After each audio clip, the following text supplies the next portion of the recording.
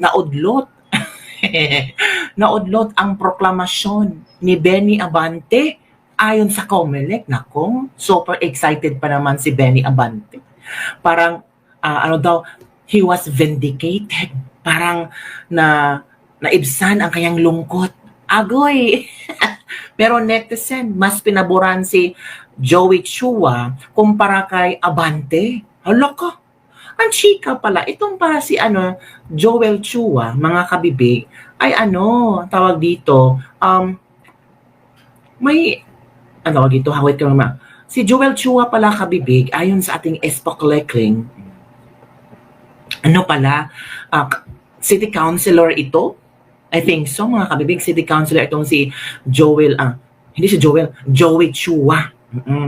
Kaya, parang nagtataka ang mga netizen kung ilang taon na itong si Joey Chua na nagserbisyo bilang councilor ng lungsod, bakit ngayon lang siya na-disqualify dahil sa kanyang citizenship? Diba? Hindi daw natural born Filipino si Chua. Naku po. Pero, basta naudlot ang proklamasyon ni Benny Abante. Hindi pa maproproklama si Benny Abante. Hindi pa maproproklama si Benny Abante bilang representative ng 6th District ng Manila ayon kay Commission on Election COMELEC Chairperson Erwin Garcia nitong Huwebes. Naku, naudlot talaga ang kasiyahan niya. Akala kasi niya baka today maproclaim na ako. Nilinaw ni Garcia na hindi pa final ang desisyon. Ay, hindi pa pala final. Sabi ng COMELEC Second Division na nagpawalang bisa sa Certificate of Candidacy ni Luis Joey Chua Uy dahil may 5 araw pa ang respondent para hamunin ang ruling. So pwede pa. Pwede pa si Chua magsumite ng ruling, ng petisyon. Kahit na annulled ang kanyang proclamation kay Chua, kung hindi pa final and executory ang desisyon, ay maaring may effect pa ang proclamation hanggat wala pang finality ang desisyon na binabaliwala ang naturang proclamation. So it means si Chua pa rin ang nanalo. 'Di ba? Si Chua pa rin. Kasi hindi pa final, 'di ba? Kasi ang laging titingnan ay kapag mag-in-issue ang COMELEC ng Certificate of Finality and Entry of Judgment. Kasi si Chua may 5 araw pa para sagutin ang ruling, ang nangyaring annulled at desisyon ng COMELEC Second Division. Maaring umanong maghain si Uy ng motion for reconsideration. Ay, posible pang bawiin ng COMELEC ang kanilang pag-dismiss, pag-annulled,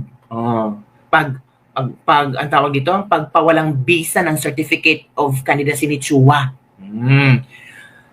Sa COMELEC na NBank para questionin ang ruling. Posible rin niyang iangat, posibleng iangat ni Uy ang kaso sa Supreme Court ayon pa kay Garcia. So mataas-taas pa na proseso, mga kabibig. May 5 araw pa si Uy na sumagot sa nangyaring pagpapalawang bisa ng kanyang Certificate of Candidacy.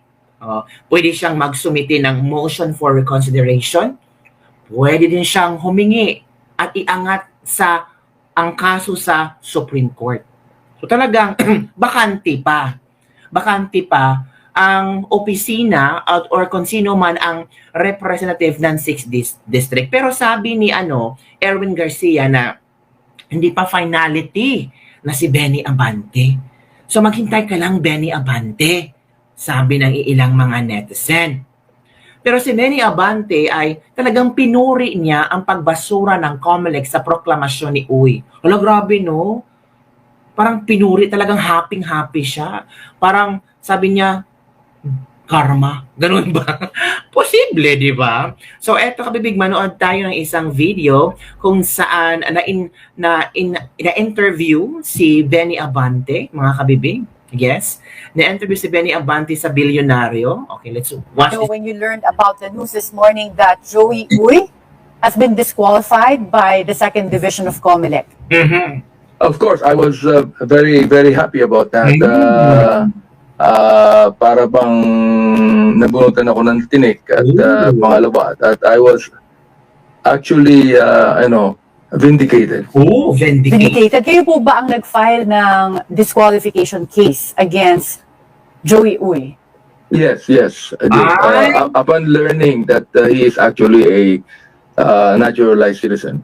Oh, siya pala. Oh, kasi alam nyo, sa botohan talaga, konti lang talaga ang laman ni Uy kay Benny Abante. So talagang hinahanapan niya ng buslot-gusot si Uy. So nakakita ng buslot-gusot si Benny Abante kay Uy, so talagang nagsumiti siya na ipa-disqualify si Uy. 'Di ba? Paano niyo po na-discover yun? That back then, si Joey Uy, according to at least the decision of this division, was only a naturalized citizen, and at the time that he was born, his parents were Chinese nationals. Well, someone called me up that I have not talked for a long time and told me about it. So I began to really study it and investigate, actually. And how were you able to gather the documents or proof about Joey Uy's citizenship? Well, I got a lawyer, and they were the ones that actually looked for the evidence, and lo and behold, talaga namang nakita na he is a naturalized citizen. Ano po yung message ninyo sa mga supporters mo? We understand that you won in the 6th District. Malapit po yung votes between you and Joey Uy. Yeah, ako nagpapasalamat sa aking constituency na naniniwala pa rin sa akin, no. Of course, in that fight in the election, lumamang siya sa akin ng more than 1,000 lang. So hindi naman ako yung bang nagkulang dyan, and I still believe that the 6th District of Manila still want me to be their congressman. So I'm very thankful to my constituency, especially those that actually supported me. We will continue on the fight now that perhaps I am given my third term. No, hopefully we will continue the fight, and the Quadcom will still be there. Kung Benny, So yun, kabibig, yun ang sinasabi ni Benny Abante. Sabi niya dito, this case sets an important precedent. It reminds us that those seeking public office must be held to the highest standards of eligibility and truthfulness. Our people deserves leaders whose allegiance to the country is beyond question and whose qualifications are beyond doubt. This is not about personalities. This is about the rule of law. The Constitution must prevail. Our democracy depends on it. Batay sa mga ebidensyang ipresenta ni Abante, si Uy ay ipinganak noong 1962 at ang kanyang mga magulang ay Chinese citizen na naging mga Filipino citizen dahil sa naturalization ng mga ito noong 1967. Si Uy ay nabigyan ng Identification Certificate of Bureau of Immigration hindi dahil siya ay natural born kundi dahil sa naturalization ng kanyang ama. Sabi dito na unnatural born citizens acquire citizenship by birth without the need for any act or proceeding. Mr. Oy's case clearly required legal processes under naturalization laws, disqualifying him from ever being considered natural-born citizen. Yun pala. Sabi pa dito ni Abante, the Constitution is clear. Only natural-born Filipino citizens are qualified to serve in Congress. The COMELEC rulings reaffirms this fundamental requirement and protects the integrity of our democratic institution. Sabi pa ni Abante, this is a victory not just for me and the voters of Manila 6th District, but for the constitutions, the rule of law. Yun mga kabibig, yun ang mga statement ni Benny Abante na sobrang happy siya na talagang parang nabunutan siya ng tinik na siya ang nanalo mga kabibig. Pero sa post ni Tio Moreno, when the people vote but the power overrules. Ito na ha. Ito na. Ito niya.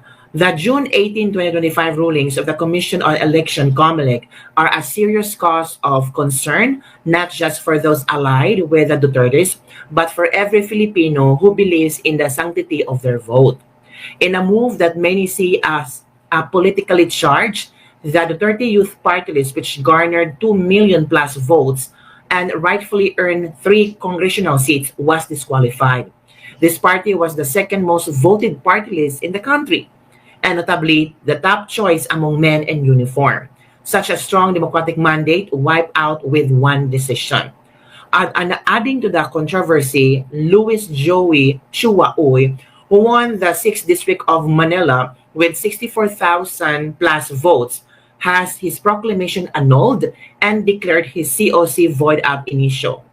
What does the law say? Sabi ni Tio ha, ito yung editorial niya.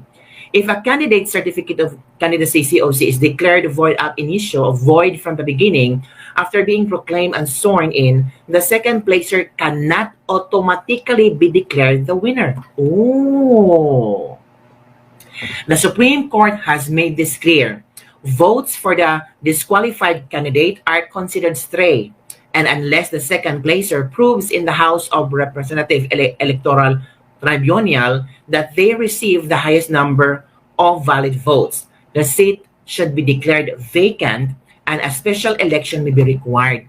Oh, so magkaroon ng special election kasi maging bakante ang upuan.